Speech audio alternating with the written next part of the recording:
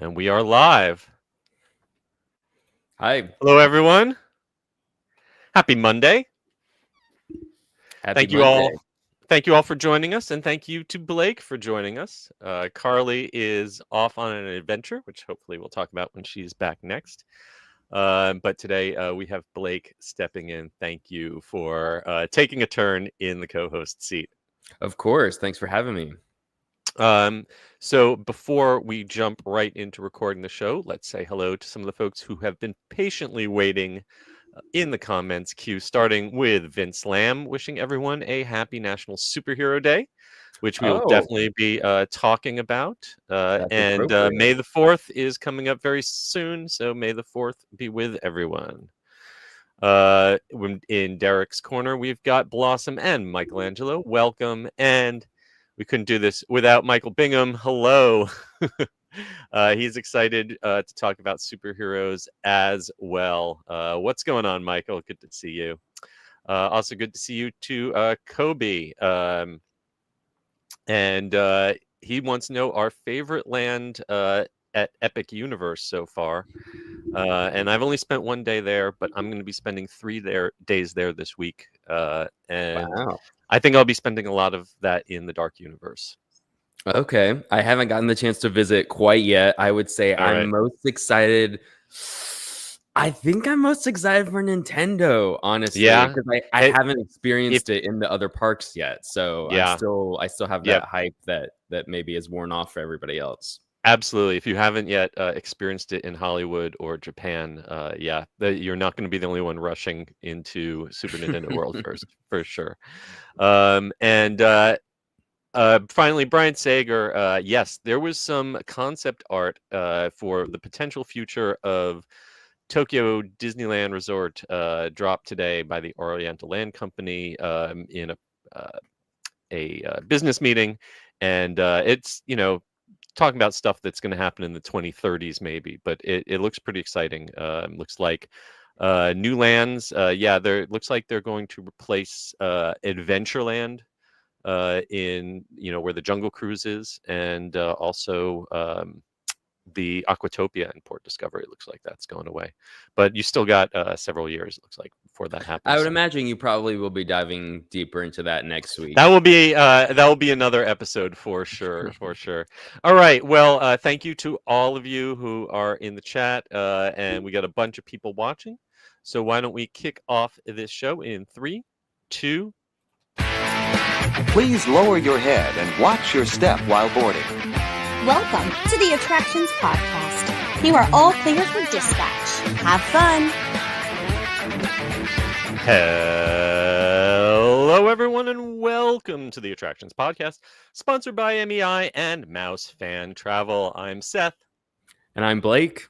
And we are here to talk to you about the latest and greatest in theme park news and more, as well as what's going on in our own lives. And our usual co-host, Carly, is off on an adventure. Thank you so much to Blake for stepping in. What have you been up to recently? I have been getting ready for Epic Universe. I haven't visited yet, as we just said, but I will be visiting toward the end of the month on the officially opening weekend. So I'm very much looking forward to that. And in the meantime, been following some of the stuff that I think Carly is out has been doing this weekend with Universal FanFest nights and all that stuff. Very exciting to kind of glimpse in on that from afar. Yes, I can't wait for Carly to come back and tell us all about it, which we'll be touching on very soon in the news in the queue. I mostly had a quiet weekend at home. I am excited to be spending 3 days at Epic Universe this week coming up using annual pass holder preview tickets. And but I did get out to see The Lion King, which is making a 4-week stop here in Orlando, Broadway tour. I got to do interviews with the actresses who play Rafiki and Nala. If you've never seen The Lion King before, this is a really solid production. There's nothing like that moment at the beginning during the Circle of Life when the elephants come down the aisle. It's still visually an absolutely stunning show and has some great music. So if you're interested, that's got a 4-week run in Orlando. So check that out, and check out that review from our reporter Andy Haynes, who I bumped into there at the show, and check out his take on the show. Definitely one of those that you do not want to be late for. Like, no, you don't want to miss the opening moments of that for sure. Be there on time. Yeah. All right. Well, without any further ado, let's go right ahead and jump into the news in the queue.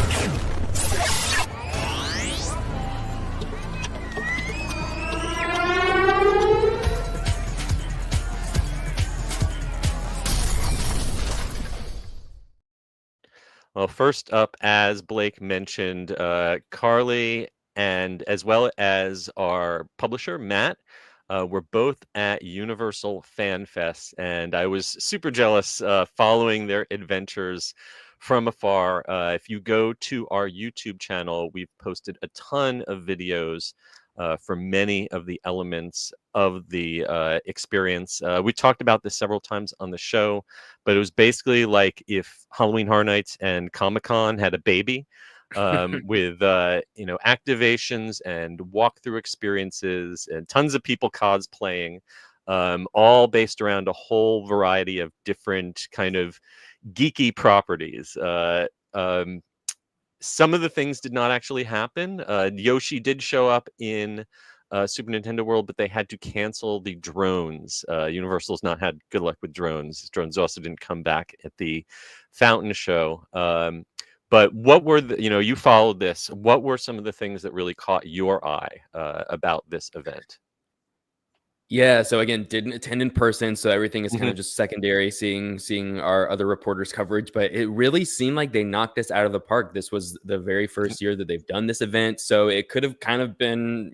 We didn't really know what to expect. It could have been a bust, but it seems like this was just very well done. Just handled with care and with love toward these individual properties, stories, franchises that they chose to represent.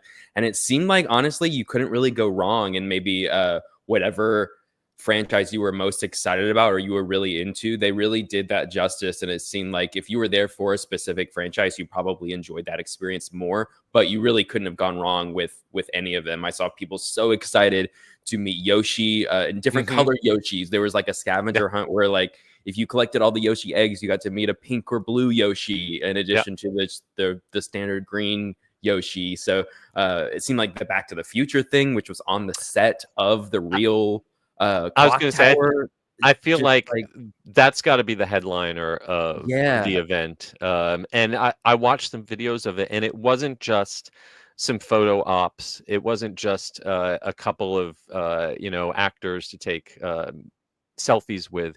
It was almost like one of these secret cinema events that they've had in England and other places where they really bring the movie to life, acting out scenes, with kind of taking you through the whole storyline, and then culminating in kind of a pyrotechnic moment at the end. I want to see that permanently somewhere. I want a theme park where I can see that year round. Maybe in Great Britain, who knows?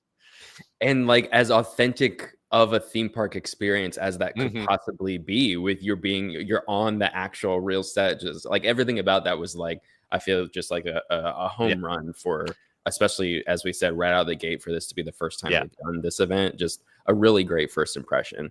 We've got some good videos on our YouTube channel of that entire Back to the Future experience, as well as the Star Trek Red Alert experience, which is kind of tied for me with the Back to the Future of what I was most excited to see.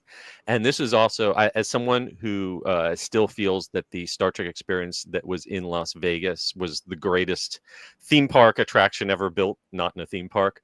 This was a pretty close second. It didn't have the motion simulator, but going through the sets, the authentic sets, especially the bridge from Picard, absolutely amazing. Some of the acting got a little cheesy, but then again, rewatching old episodes of Next Generation, some of the acting on that got a little cheesy too.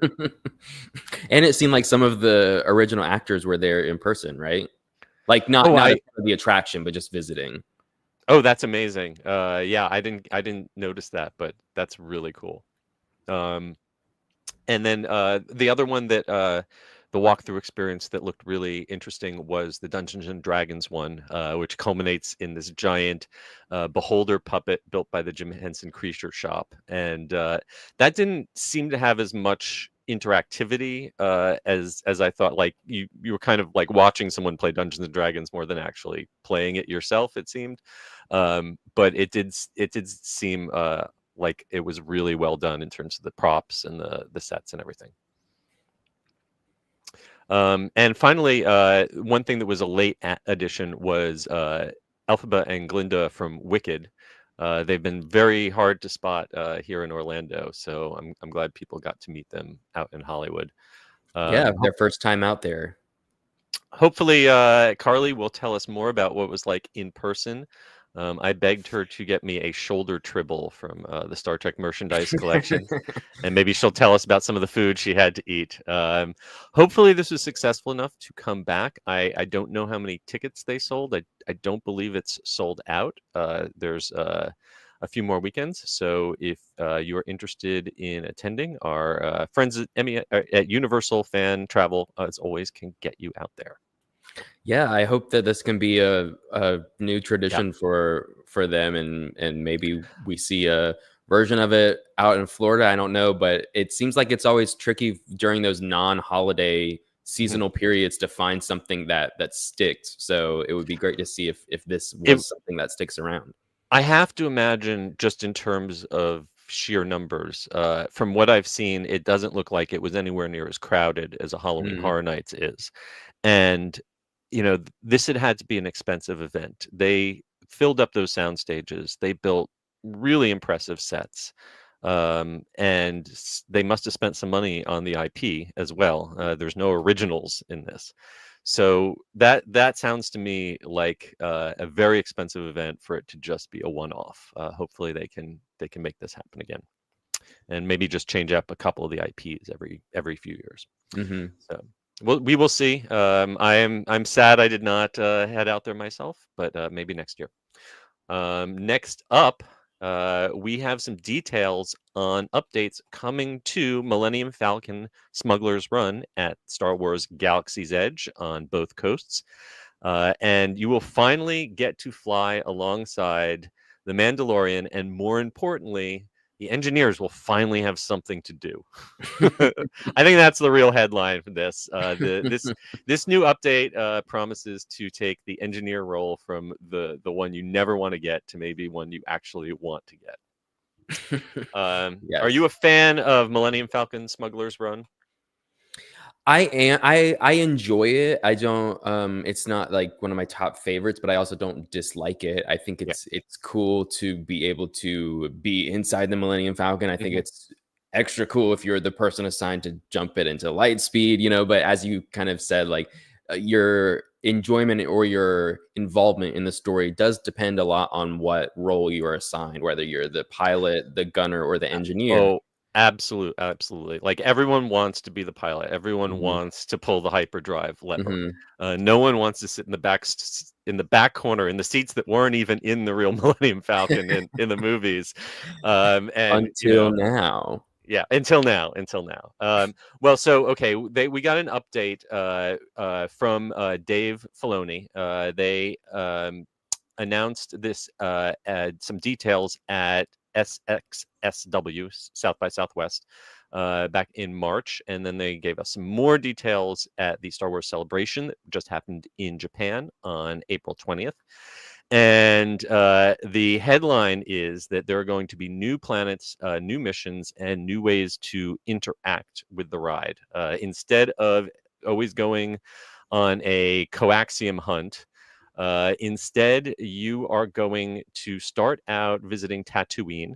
And then from there, you're going to get to pick your destination. Instead of a random destination like Star Tours, the crew will get to, I guess, vote.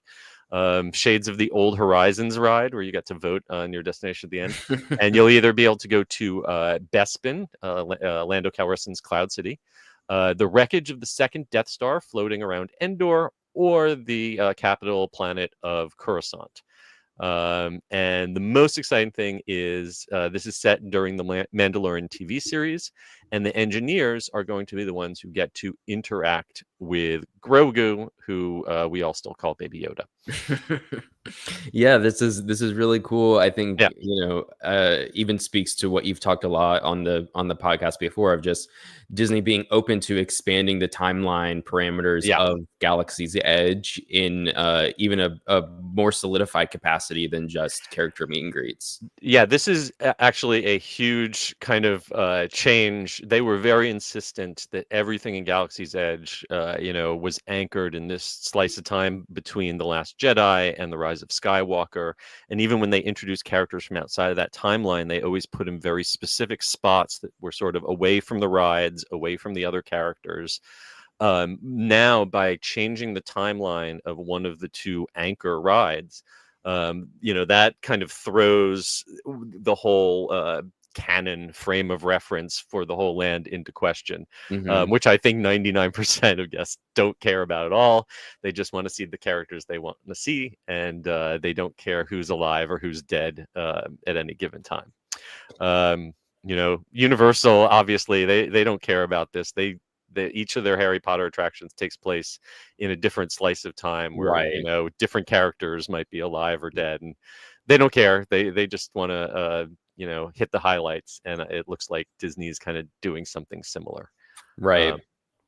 Something I thought that was interesting about this announcement is that during the update, they will be running all of the simulators on Unreal Engine 5, the same technology that they use to run the volume, which is the kind of digital screen, the next generation of a blue screen that they use to film all of these. So in theory, this exact same visuals that are going into the TV show and the film are also going to be on the ride.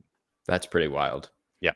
And so this debuts in alignment with the Mandalorian and Grogu movie in May 2026, but it didn't seem to me like this is just like a movie overlay. Like it seems like this is sticking around. This sounds like it is a permanent change, or at least a long-term change. And it took them how many decades to update the very first Star Tours to Star Tours Continue. So this is at least a shorter time frame for the second generation of Smugglers Run. Who knows how long this version will actually last? I guess as long as the Millennium Falcon exists in Star Wars canon, they can't destroy that ship. It's more important than any of the actors. Right.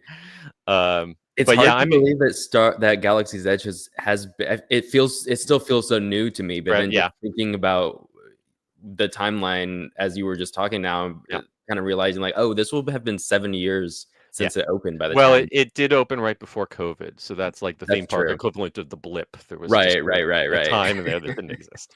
But I've always I said my review of this for the unofficial guide to Disneyland that this is like a D-ticket ride in an E-ticket wrapper. I never thought that the actual ride experience, the gameplay, matched up to all the build up and the surroundings of it. And so maybe they've got the message and will make the ride itself as good as the queue.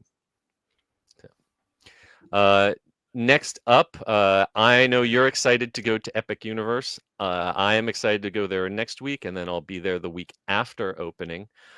We have some more details about that opening week, and it's proven a little bit controversial on social media. The headline is that Epic Universe, their basic hours for their opening week and as far out as the calendar goes right now, is 9 to 9 daily, only 12 hours a day.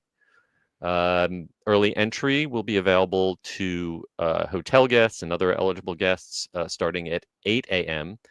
But ironically, Islands of Adventure is even going to be open later on Epic's opening day than Epic will be. Oh, really?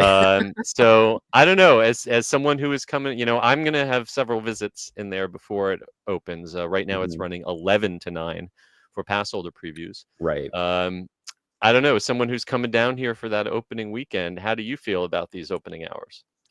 I think what Let's see. I understand the conversation around, oh, it's a bummer that it's not open later in the nighttime, which I agree with to some extent. I think what struck me more than that, though, is it's kind of a late opening time, I think, for a new park, at least in comparison to the cadence that we've seen.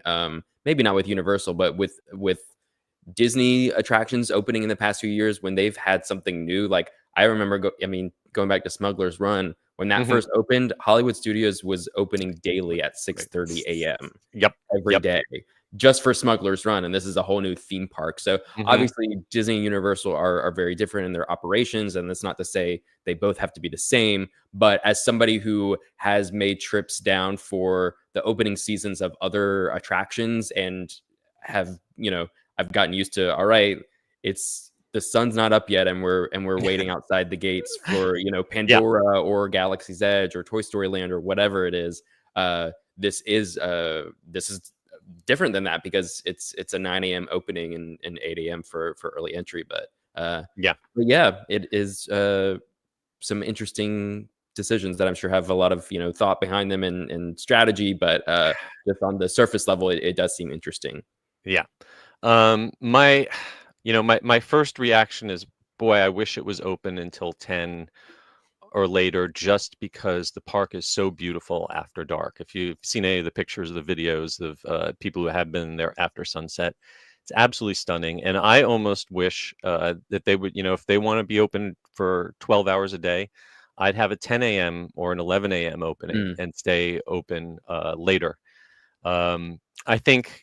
I think a lot of it is that this is a park full of cutting edge e-tickets. This is like, 4 different Smugglers Run, or not Smugglers Run, Rise of the Resistances. And they're going to need every hour of maintenance that they can get every night to keep this running for as much as, we've already seen that during the preview period, rides like Monsters Unchained and Ministry of Magic are having tons of downtime and delayed openings, and opening the park every day at 8 a.m. 7 a.m. and having nothing for people to do because the rides aren't up yet.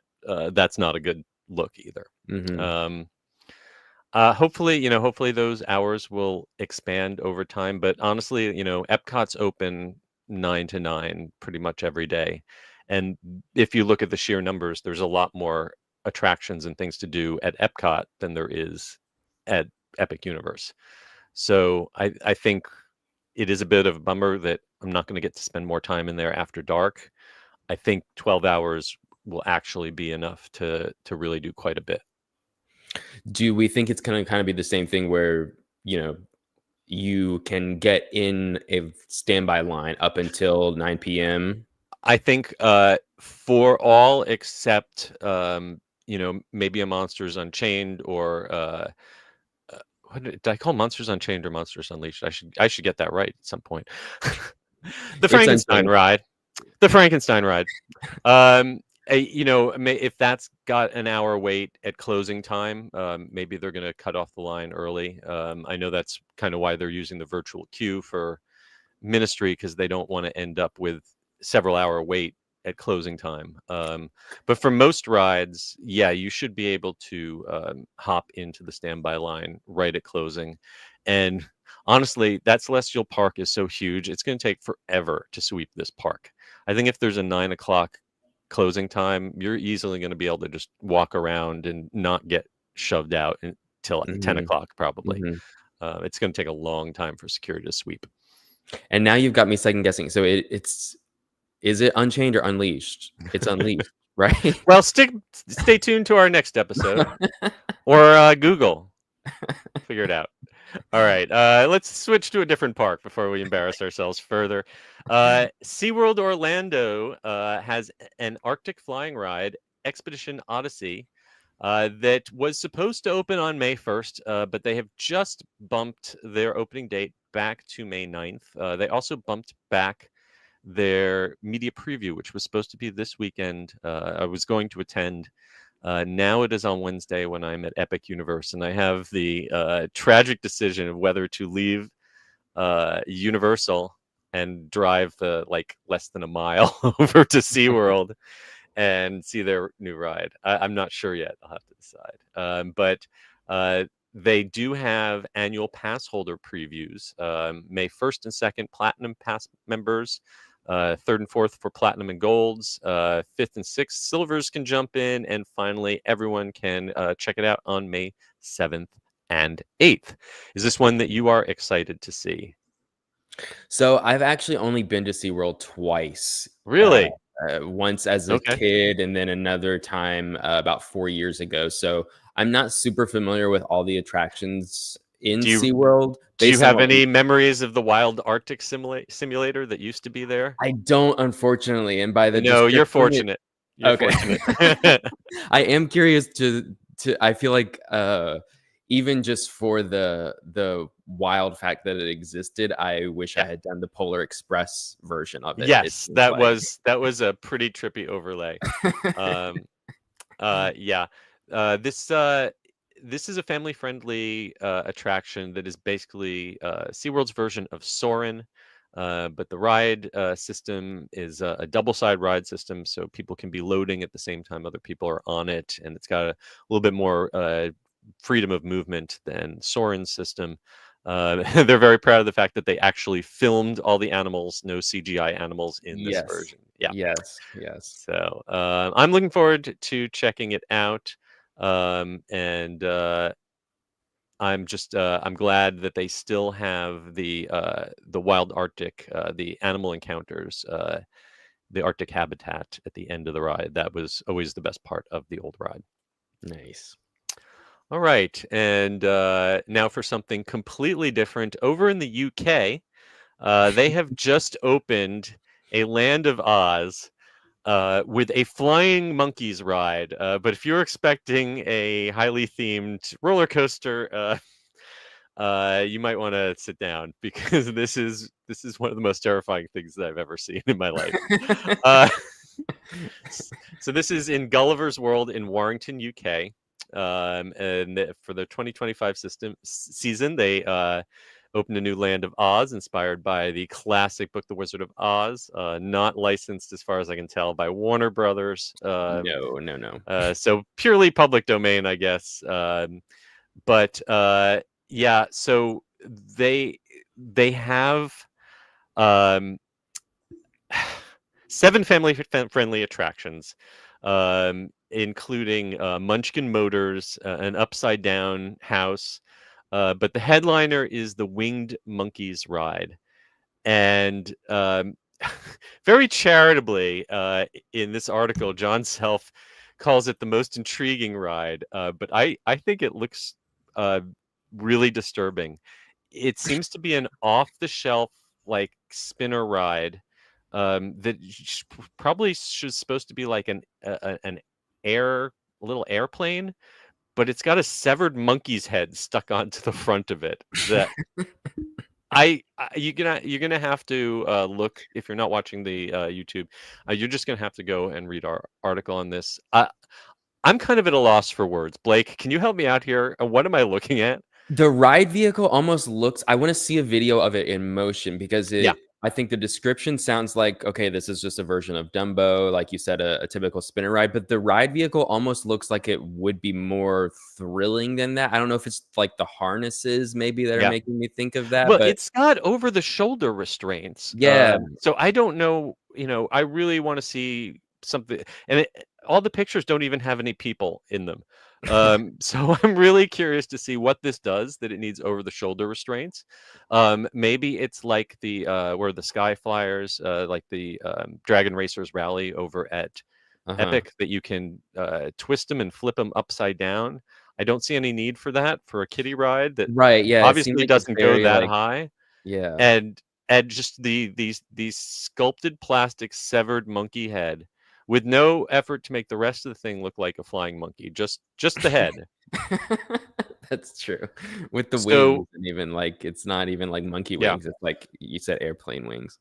Oddly, this is only the second most disappointing Wizard of Oz theme park land to open recently. If you've seen any of the pictures or videos of the Oz land that they built in Warner Brothers in Australia. That one, that didn't come out too great either.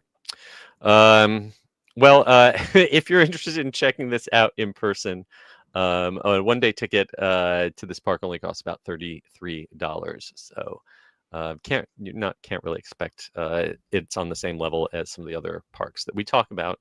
But we got a link to their official website at gulliversworldresort.co.uk. And finally, I am very jealous of our producer, Jeff DePauli, for getting to check out Elementa in Los Angeles, which is an experimental dining show from the team at Allurium, which is a joint venture between Chuck Fawcett and Darren Ulmer, who have worked on everything from the Hagrid animatronics for Hagrid's Magical Creatures and to the Fantasmic show at Disney. And this made me hungry. What did you think of this experience that Jeff got to have? Yeah, this is definitely a full definitely approached with the mindset of let's make food the attraction. Let's make dining an experience in and of itself. He described it as a 5-course, 2-hour experience, but it's not necessarily a dinner show. Like, I wouldn't describe it as a dinner show. It seemed like, but it does have show elements, but it's very like tech savvy. Like, it's not just performers singing and dancing. It's projection mapping, not only in your surroundings, but like on your table and with your dishes and that kind of stuff. So very innovative in that sense. And I think it's cool that, he got to interview some of the creatives behind it. And they said that, we've worked on the Hagrid animatronic and we produced Fantasmic, but we don't want that to be all that we're known for. And that's for them personally, that's not like the mountaintop of their career. They want to expand their horizons even beyond that, which, nothing to their previous accomplishments, I don't think are anything to put down. That's quite remarkable. But wanting to continue to challenge themselves creatively, I think is really cool. Absolutely. I really encourage you to read Jeff's interview, because it's really kind of inspiring, the way they talk about their process and their passion. We've talked on the show in the past about some similar experiences on cruise ships. There's actually in Europe a kind of dark ride restaurant that has some similar elements. But what looks really cool about this is they're using projection mapping, not only on the room around you, but on your actual dinner table, and you can interact with it. We've seen these kind of things in family entertainment centers where it's on the floor, but here it's on your table, and you can pop bubbles and make things move around by I guess it's using a camera system to automatically generate the video in real time. And then the dishes looked absolutely stunning. They're each based around a different element, so earth, water, air, fire, and they even have vegan and gluten-free menu options so that everyone can be included, which I think is really nice. And what kind of surprised me was the price point. $200. I know that's a lot of money to spend on dinner, but in Los Angeles, you can easily spend $200 on a dinner without having this kind of show element. So I think that sounds like a really great experience if you're out there in the Los Angeles area. Check out thegallerydining.com. Because it's limited tickets, so you make sure you purchase in advance. All right, that's going to bring us to the end of the news in the queue. Before we jump into the main attraction, it's time to hear from our sponsor. The Attractions Podcast is brought to you by MEI and FanFest. Whether your next vacation is a magical trip to the theme parks, an exciting adventure to the pyramids of Egypt, or just a relaxing cruise on the turquoise waters of the Bahamas, MEI-Travel provides premium service and expert advice to help you get the most of your vacation. They are always free of any hidden fees or costs to you. Visit them at MEI-Travel.com. It's time for the main attraction! And for this week's main attraction, the superheroes are coming. DC superheroes are coming to Orlando and 3 other cities thanks to the Gaylord hotels, which includes Orlando's Gaylord Palms. They are celebrating DC summer with Superman, Wonder Woman, Batman, and more, activating the entire property. This is, we've got the new Superman movie coming out in theaters in July. So, it's a good time to get reacquainted with the DC characters.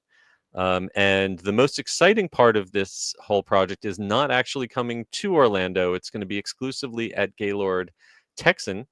And that is Universe of Light, where they have gotten master artisans from China to build over 1,000 glowing lanterns, some of them in the shapes of iconic superheroes, that you're going to have a walk-through experience. It sounds really cool.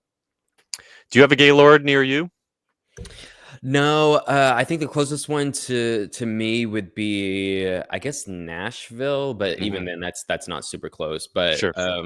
But yeah, I familiar with the Orlando hotel, and I think it's as you said, the biggest I guess investment out of any of the properties does seem to be in Texas, near Dallas, Fort Worth area. But I think, zooming out, it's kind of wild that this is the way that DC superheroes come to the Orlando area. Right. I don't know if a lot of people would expect that this would be the outlet for that to happen, but especially with all the, rumors of what may or may not have been planned for Islands of Adventure back in the day and all that stuff. It's kind of wild to see the franchise expand in this way. And I think, even if you were to ask me, what's the next venture for DC superheroes in any themed entertainment properties, I would almost expect them to be like utilized in some of the former Cedar Fair parks that are now Six Flags parks. I guess, seemingly those are fair game to be utilized in any of those parks now. But it seems like Gaylord is getting them first, which is kind of wild. Yeah, no, I've seen all of those old concept art illustrations of when Marvel Superhero Island was supposed to be Gotham and Metropolis, and how what became the Spider-Man ride started out as a Superman ride. It's amazing to look at the what if of Islands of Adventure. What could have been if they had just given Warner Brothers a couple more percentage on the back end and not ruin the deal at the last minute. But the best to me use of the DC superheroes in a theme park is over in Abu Dhabi. They have a Warner Brothers indoor theme park that has a big chunk of it is devoted to Batman and Superman and other Justice League characters, and it's absolutely stunning. And we're not getting that, but what we are getting here in Orlando is events and activations throughout the hotels, including the Gaylord Palms that is in Kissimmee, right near Disney. And some of the things you'll be able to do there include a superheroes mission checklist with challenges to complete, which include a Revenge of the Riddler scavenger hunt, a hero craft zone, character dining, both with the heroes and with the Joker and Harley Quinn. They have secret code words to unlock special menus and a DC Superhero Academy live show where you can see some of the characters, as well as fun by the pool with poolside movies and activities. And finally, a light show in the atrium called Battle for Justice. I've seen some of the Christmas light shows they've done in the atriums, and they are pretty spectacular. So if you want to make your plans to check out Gaylord hotels this summer, this is kicking off in Opryland, Gaylord Opryland in Nashville, May 23rd through the 1st of September. Same dates in Kissimmee, in Gaylord Rockies in Colorado. That's May 24th through September 1st. and Gaylord, Texas, in Grapevine. That's starting May 23rd through September 1st. And that's the only one with that Universe of Light exhibit. So this is kind of the summer equivalent of their winter ice event, which has grown and grown over the years. So maybe we will see this expand and grow in a similar way. Yeah, pretty wild to see this happen. And yeah, so I mean, especially for the Texas area, I don't know how close or far away this is from Six Flags Over Texas or any of those other Six Flags parks, but it seems like Texas has got a lot of DC going on, at least in the United States. So absolutely. All right. Well, if you want to check it out in person, our friends at MEI-Travel can get you there. And that is going to bring us to the end of this week's episode. But of course, we want to look back and see some of the comments that you've left for us. Michael McKay wanted everyone to know that he missed you, Blake, last week. So he's glad you are back. And Michael Bingham is a big fan of Back to the Future. So he's as disappointed as I am that he didn't get to experience in FanFest. But some of that 40th anniversary merchandise that they had at FanFest is showing up at Universal Studios Florida. Hat tip, Magic City Mayhem. All right. Well, that is going to just about wrap it up. Before we go, we want to thank our sponsors, MEI and Mouse Fan Travel again, and we want to remind everyone to please give us a rating or review on Apple Podcasts, Spotify, or wherever you happen to listen to us. And please give us a like and subscribe here on YouTube. Also, be sure to follow us at attractionsmagazine.com and search Attractions Magazine on your favorite social media accounts. Blake, where can folks find you on the socials? So I am managing editor of our attractionsmagazine.com website. So you can check out our team of writers working hard over there to cover all the things happening in the theme park industry, including and especially Epic Universe, as we cover this exciting pre-opening season.